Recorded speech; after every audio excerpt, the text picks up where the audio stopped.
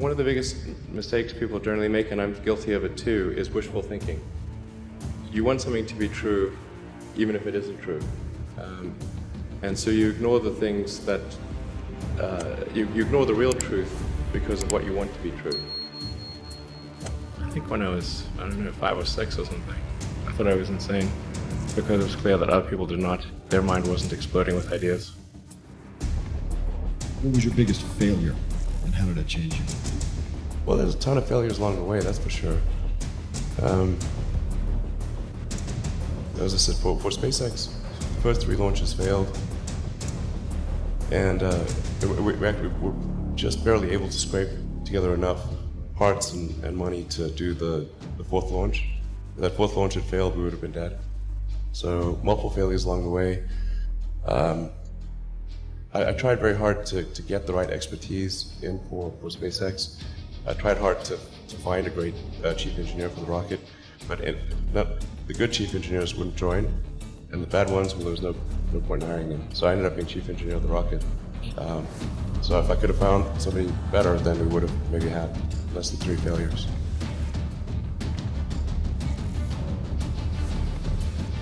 People who've been in the rocketry business for decades, who say about you that you don't know what you don't know.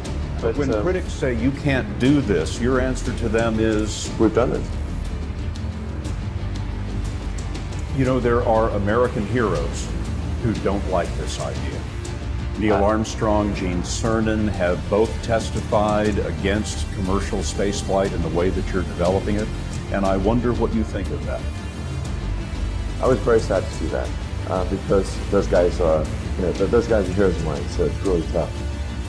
I wish they would come and visit and see the hardware that we're doing here. And I think that would change their mind.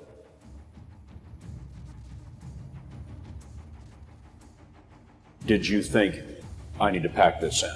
Never. Why not? I don't ever give up. I mean, I'd have to be dead or completely incapacitated.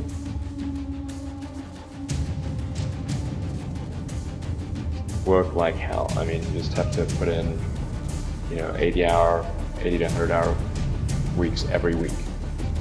All those things improve the odds of success. I mean, if other people are putting in 40-hour work weeks and you're putting in 100-hour work weeks, then even if you're doing the same thing, you know that you will achieve in 4 months what it takes them a year to achieve. 2008 was brutal. Yeah, 2008 we had the 3rd consecutive failure of the Falcon 1 rocket for SpaceX. Tesla almost went bankrupt. We closed our financing round 6 p.m. Christmas Eve 2008. It was the last hour of the last day that it was possible. We would have gone bankrupt 2 days after Christmas. And I got divorced. That was rough. SpaceX is alive by the skin of its teeth, so is Tesla. If things had just gone a little bit the other way, both companies would be dead. And I had, one of the most difficult choices I have ever faced in life was in 2008. I think I had maybe $30 million left, $30 or $40 million left in 2008. I had 2 choices.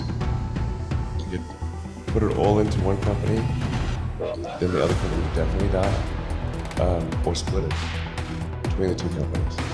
But if I split it between 2 companies, they both might die.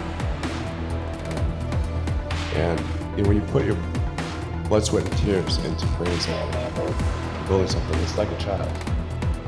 And so it's like, which one am I going to let one starve to death? I couldn't bring myself to do it, so I just put the money between the 2. Fortunately, I did this.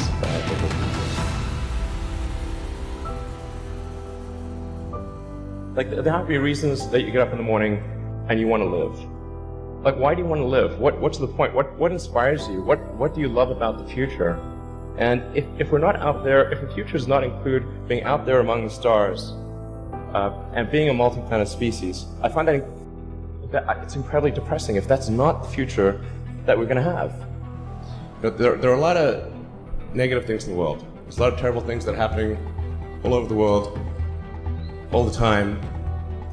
There are lots of problems that need to get solved. There's lots of things that are miserable and kind of get you down. But that life cannot just be about solving one miserable problem after another. That can't be the only thing. There need to be things that inspire you, that make you glad to wake up in the morning and be part of humanity. That's why we did this. This guy called Tsiolkovsky, one of the early Russian rocket scientists, the great saying, Earth is the cradle of humanity, but you cannot stay in the cradle forever. It is time to go forth, become a star-faring civilization, be out there among the stars, expand the scope and scale of human consciousness. I find that incredibly exciting. That makes me glad to be alive. I hope you feel the same way.